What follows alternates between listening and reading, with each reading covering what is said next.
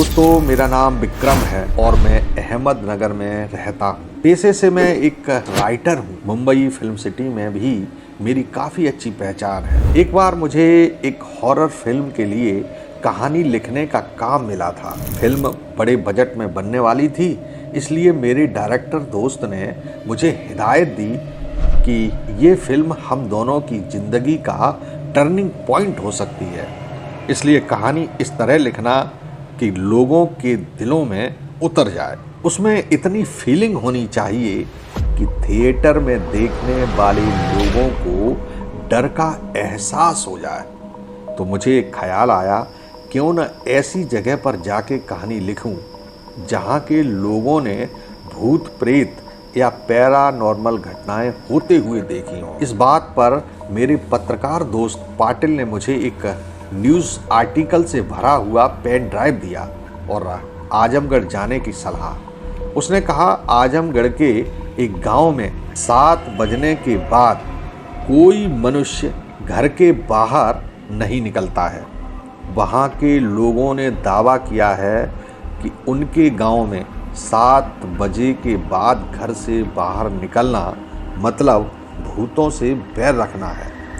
रात को उस गांव में भूत प्रेत तांडव करते हैं, हल्ला मचाते हैं और इस तांडव में अगर कोई इंसान उनके सामने आ गया तो हो सकता है उसे भी उसके साथ भूत बनकर टोली में घूमना पड़े।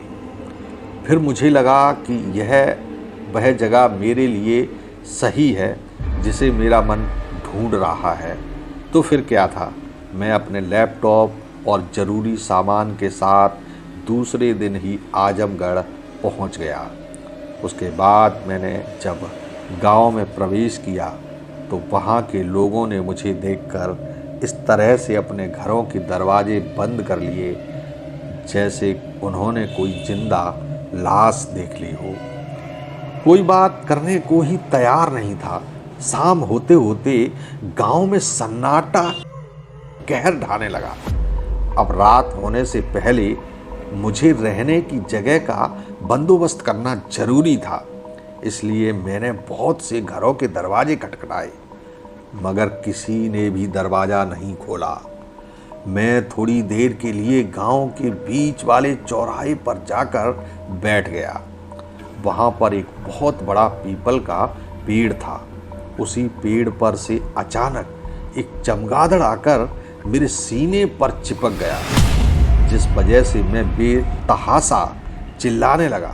मेरी जिंदगी में पहली बार इतना डरा था। फिर मैंने कैसे भी उस चमगादड़ से अपनी जान छुड़ाई और दूर जाकर खड़ा हो गया। पूरी रात बाहर ठंड और भूतों के साथ ना गुजारनी पड़े, इसलिए मैं गांव की गलियों में रहने का ठिकाना ढूंढने लगा। जब मैं गांव की पाठशाला के नज़दीक से गुजर रहा था, तब मुझे पीछे से किसी ने बड़ी सख्त आवाज़ में बुलाया।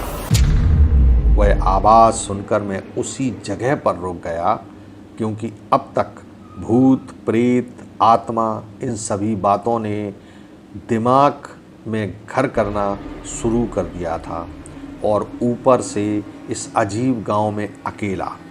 मैंने धीरे से पीछे मुड़कर देखा तो वहाँ एक महिला खड़ी थी। उन्होंने पूछा कि तुम कौन हो और इस वक्त गांव में क्या कर रहे हो? क्या तुम्हें पता नहीं कि इस गांव में रात होते ही भूत प्रेत घूमते हैं? मैंने उन्हें गांव में आने का मेरा प्रायोजन बताया तो उन्होंने कहा कि मेरा नाम दुर्गा देवी है और वह गांव की पाठशाला की हेड मास्टर हैं। मैंने दुर्गा देवी से कहा कि आप अगर मुझे कोई रहने की जगह बताएंगी तो बड़ी कृपा होगी। उन्होंने कहा, पहले मैं भी इसी गांव में रहती थी, पर अभी मैं गांव के पीछे वाले हिस्से में रहती हूँ। अगर तुम कहो तो मैं तुम्हें मेरे घर की चाबी दे सकती हूँ, जो चौराहे के नज़दीक है। मैंने तुरंत ही हाँ में जवाब दिया और उन्होंने मुझे घर की चाबी दे दी। उन्होंने कहा कि किराया वो बाद में आकर जमा कर लेंगे। घर की चाबी मिलने के बाद मैं फटाफट से चौराहे के पास पहुंचा वहाँ सिर्फ एक मकान पर ताला था, इसलिए मुझे मकान ढूंढने में दिक्कत नहीं हुई। प्रिंसिपल महोदया का घर काफ़ी बड़ा था और वहाँ पर लकड़ी का बड़ा सा मजबूत बेड भी था। मुझे स्टोरी राइटिंग के काम के लिए एक बहुत ही बढ़िया जगह मिल गई थी। इस बात के लिए मैंने मेरे इष्ट देव हनुमान जी को धन्यवाद कहा और अपने साथ लाया हुआ रात का भोजन बड़े चाव से ख़त्म किया। फिर लैपटॉप खोलकर कहानी लिखने बैठ गया। सबसे पहले मेरे दोस्त के दिए हुए आर्टिकल पढ़ने से शुरुआत की। मैंने पहला आर्टिकल ओपन किया। उसमें मुझे कुछ अजीब सी बातें पता चली कि इस गांव में ये भूतिया घटना 20 सालों से हो रही है और यहाँ के लोगों का कहना है कि गांव में दिन में इंसान और रात में प्रेत घूमते हैं और वह भी इंसान की तरह बातचीत और व्यवहार करते हैं। आगे एक कहानी ऐसी भी लिखी थी कि गांव में एक घर है जिस पर 20 सालों से ताला लगा है और वहीं प्रेतों का मुख्य अड्डा है। मैं कहानी बस आगे पढ़ ही रहा था कि घर के दरवाजे पर जोर से कोई चीज़ आकर लगी। आवाज़ इस तरह आई कि मानो किसी ने बड़ी कुल्हाड़ी दरवाजे पर मारी हो। मेरा तो खून ही जम गया। मैं बड़ी हिम्मत करके दरवाजे के पास गया और धीरे से दरवाज़ा खोला। फिर जो नज़ारा मेरी आंखों ने देखा उसे देखकर मेरे पैरों तले जमीन खिसक गई, क्योंकि दरवाजे में सच में एक बड़ी कुल्हाड़ी घुसी हुई थी और उस कुल्हाड़ी पर खून भी लगा हुआ था। अब जाऊं तो जाऊं कहाँ, मदद लूं तो किससे लूं? कोई घर तो अपना दरवाज़ा खोलने वाला नहीं था। समझदारी इसी में थी कि मैं घर के अंदर ही रहूं। मैंने तुरंत ही दरवाज़ा बंद कर लिया और खिड़की के पास गया और एक छोटी सी सुराग में से बाहर देखने लगा कि जिसने ये हरकत की है क्या वह अभी भी बाहर है। लेकिन उसके बजाय सुराग में से मुझे एक दिल दहलाने वाली घटना दिख रही थी। 2 आदमी मिलकर एक लड़की को बेरहमी से पीट रहे थे और वह लड़की दर्द से चिल्ला रही थी, मदद की गुहार लगा रही थी, मगर कोई भी गांव वाला दरवाज़ा नहीं खोल रहा था। तभी उस वक्त न जाने मुझ में कहाँ से अचानक इतनी हिम्मत आ गई कि मैंने दरवाज़ा खोलकर बड़ी फुर्ती से उस लड़की को बचाने दौड़ पड़ा। जब मैं उसके नज़दीक पहुंचा तो वह तीनों लोग हवा में गायब हो गए। सच में मेरी फटके हाथ में आ गई थी। मैं उल्टे पांव घर की ओर भागा और जब मैं घर के थोड़ा नज़दीक पहुंचा तो देखा कि मेरे घर की खिड़की खुली है। तभी मुझे खिड़की में से दिखा कि वही लड़की पंखे से लटक कर फांसी लगा रही है और थोड़ी देर पहले उसे मारने वाले वह दोनों दरिंदे अब उसी घर की छत पर पैर हिलाते हुए बैठे थे। दोनों मेरी तरफ देखकर मुस्कुरा रहे थे और उस वक्त दरवाजे में से और 2 प्रेत बाहर निकले जिनका चेहरा भयानक था। वह बाहर आंगन में आकर खड़े हो गए। इतना सब कुछ देखने के बाद मैं समझ गया कि यही है वो आर्टिकल वाला बंद घर जो भूतों का अड्डा है।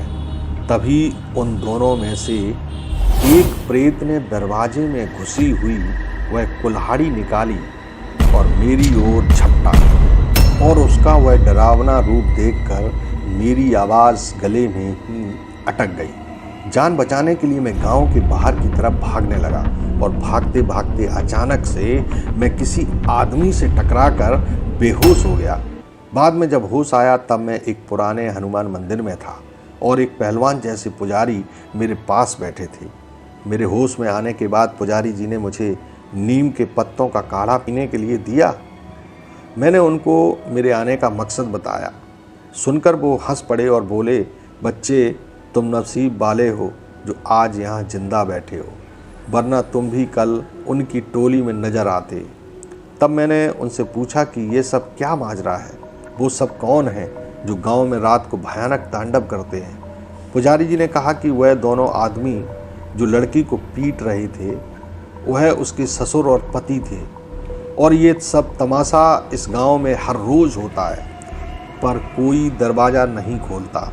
वह बेचारी लड़की ससुराल वालों का जुल्म ज़्यादा दिन नहीं सहन कर पाई और तब उसने घर के पंखे से लटक कर फांसी लगा ली। इसके बाद उस लड़की की मां ने बदले की आग में उन दोनों के कुल्हाड़ी से टुकड़े टुकड़े कर दिए थे। आखिर में पुजारी जी ने मुझसे पूछा कि तुम्हें घर की चाबी पाठशाला वाली मैडम दुर्गा देवी ने ही दी थी ना? मैंने हाँ कहा। तब वह बोले कि वही उस लड़की की माँ है। बाद में उसने गांव के बाहर वाले घर में जाकर जहर खाकर आत्महत्या कर ली थी। यह सब हकीकत सुनने तक सुबह हो चुकी थी। फिर किसी तरह मैं उस घर में घुसकर मेरा लैपटॉप ले आया और एक सच्चे भूतिया अनुभव और बढ़िया कहानी के साथ पुजारी जी का धन्यवाद करके वापस लौट आया। तो दोस्तों, आज की कहानी में बस इतना ही। कल फिर मिलेंगे एक नई कहानी के साथ। तब तक प्रमोद झा को इजाज़त दीजिए। नमस्कार।